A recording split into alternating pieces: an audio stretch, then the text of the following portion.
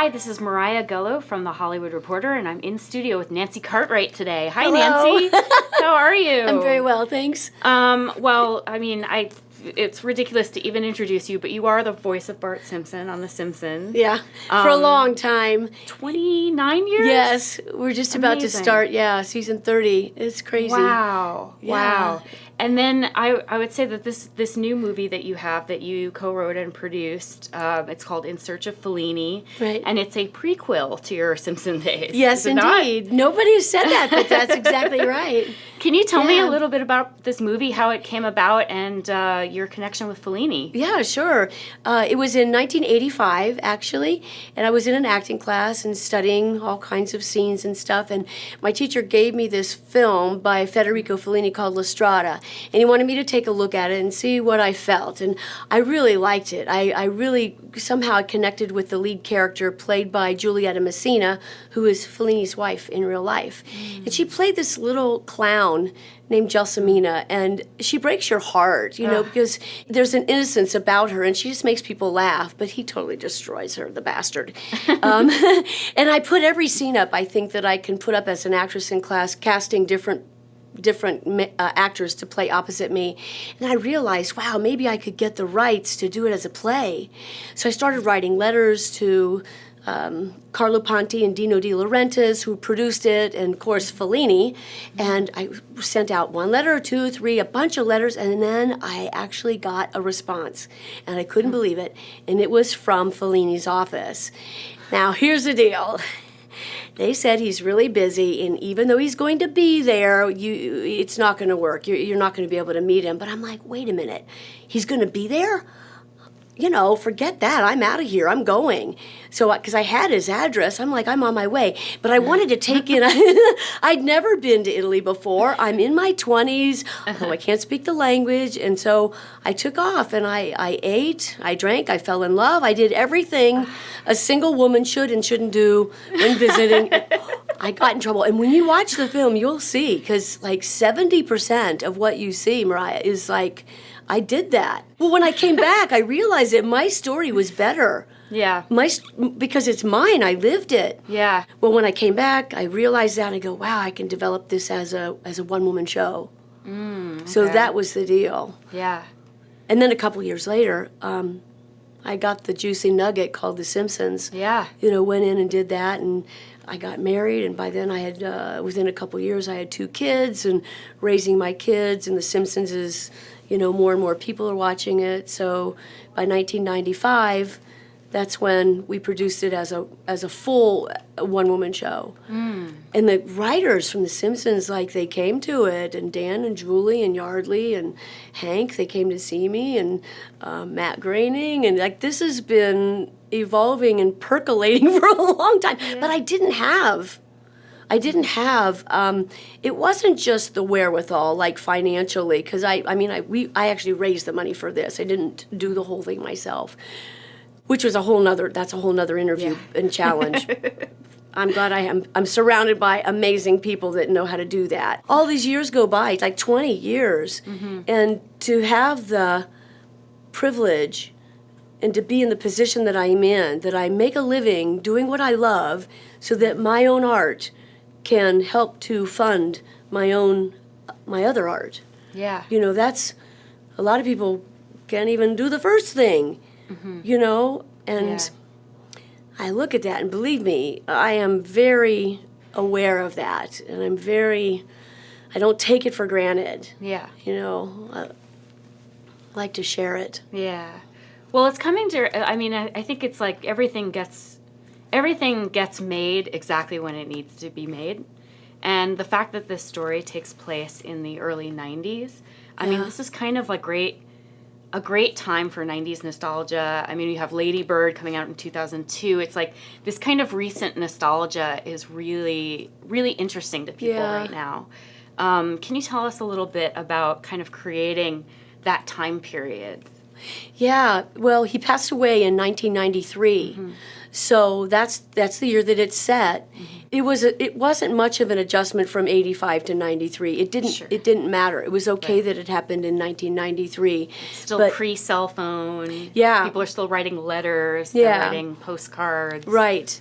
When you travel, you get lost. You go on adventures. Yeah, there's no Google, there's no map, no Google Maps or anything like that. And I love the way that Taron Lexton, who's the director, this is his first feature film.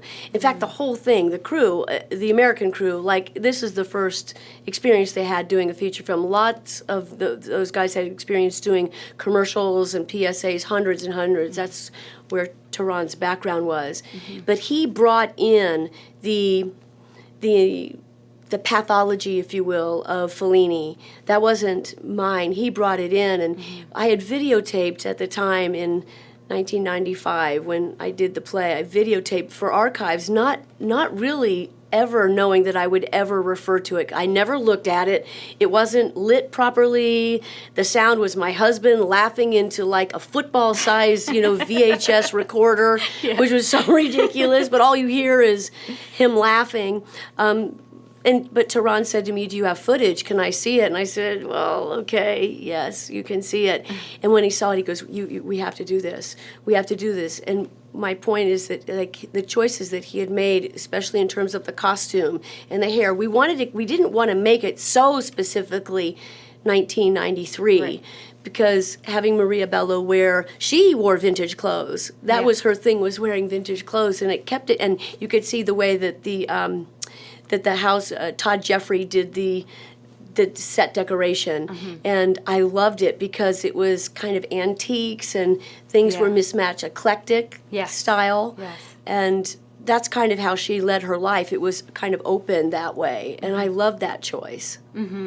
Yes, and what was it like to be filming in the different locations? Because you did some of the filming in Cleveland, and you did some of the filming in Italy. Yes, in three of the most beautiful parts of it. That's right. Three of the most beautiful cities. Yeah, that's right. Well, I will never forget Cleveland. I kind of wanted to do it in Dayton because I'm from Kettering, just south of Dayton. But the union and crews were up in Cleveland. So we took advantage of that and found a wonderful house. It was just a couple weeks there, and then everybody shifted over, and we joined up with 360 Films, which is the Italian production company, and they had so much experience. They really wanted to work with us, and it was great because they had insights as to how we could shoot those beautiful scenes, and save a fortune. Save a fortune, because if we got there at 5:00 in the morning, it cost Zippo. Zero, because we had from 5 until 9 o'clock, and the sun was coming up about at that time of year, was coming up around 6.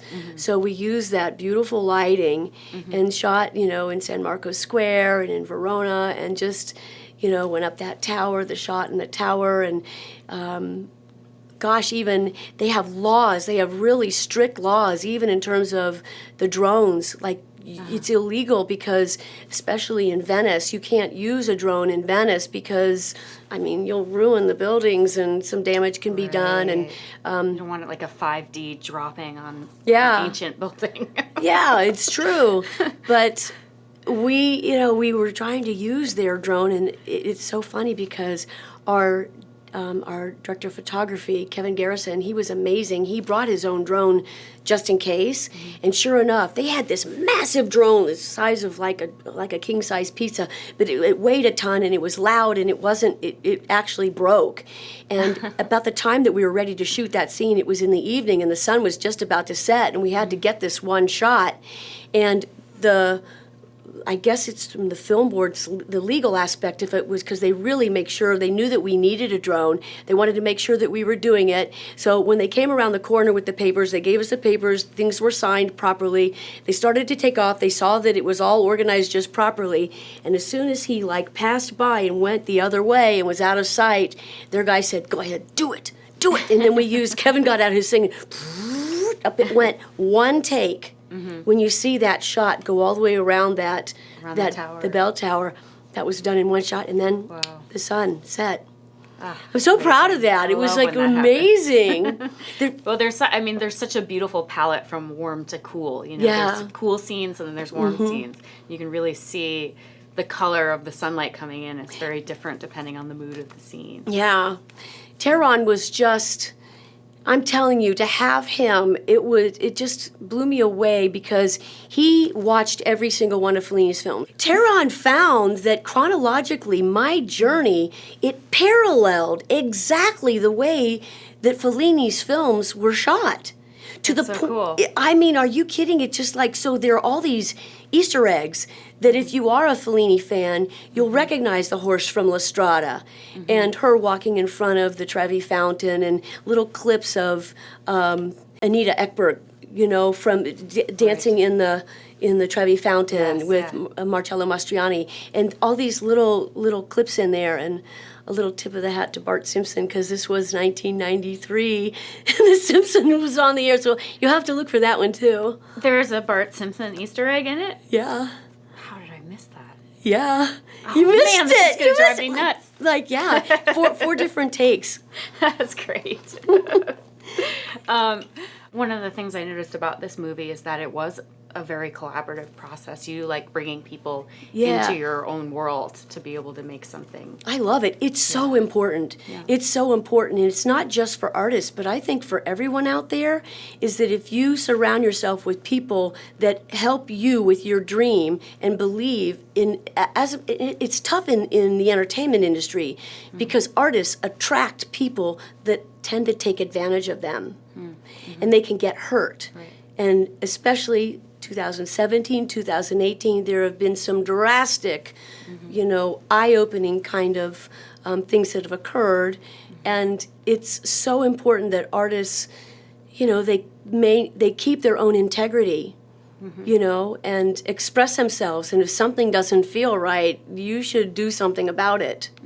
And you can. And not just women, but everyone. Yeah. There's always an opportunity to make something that you really, truly believe in. You might just have to wait it out. It just might not be the right fit the first time. Yeah, that's true too. Yeah. Because I feel like a lot of people just are really very willing to just get going with their careers, but I think that's okay. But you still, if there's so much effort or counter intention, then something is not right. There's somebody that's preventing that from moving forward as it should, because art is life. Yeah. Art is natural. Art is beauty. Art is aesthetics, and it should lift people up. And if it's not moving in that direction, there's something that's not quite right. And maybe it's kind of pulling the string and trying to figure out where's that coming from. If you can spot that and kind of like house cleaning, kind of clean the space a little bit, that is one thing that you can do that would help. Good advice. Yeah. I have some quick questions for you before I let you go. Okay. The first character from a Fellini film that captivated you? Well, that was Gelsomina. Yes. Yeah. I figured. Best day on the set of Searching for Fellini? It was the wrap party. Because there we were at the wrap party, and we were on, and the Italian production company paid for this, which was really, really great. Because we were on a yacht, and we were in Rome, and the entire crew and cast were there. And at one point, somebody held up a wine glass, and ding, ding, ding, got everyone's attention. Everyone was really quiet, and a screen had been set up, and so this crew did not speak English. It was, honestly, they didn't even really know the story because they are really, really hard workers. They do what they're told, and they do it fast, and they do it very professionally. So we're looking up, and if you can imagine, like the screen is out there, and I'm standing at the end, and I'm watching this, and Dean Martin is singing, Volare, oh, and everybody knows that song. Yeah. So their attention is out and looking at this, and I'm at the very end. And as this clip, it's just clips of what we just did, like a little trailer, kind of like a sizzle reel of what we had just done. And it's in color, and it's beautiful. And I start to turn my head, and right down the aisle, I see everybody is looking the same way, and this is what I see.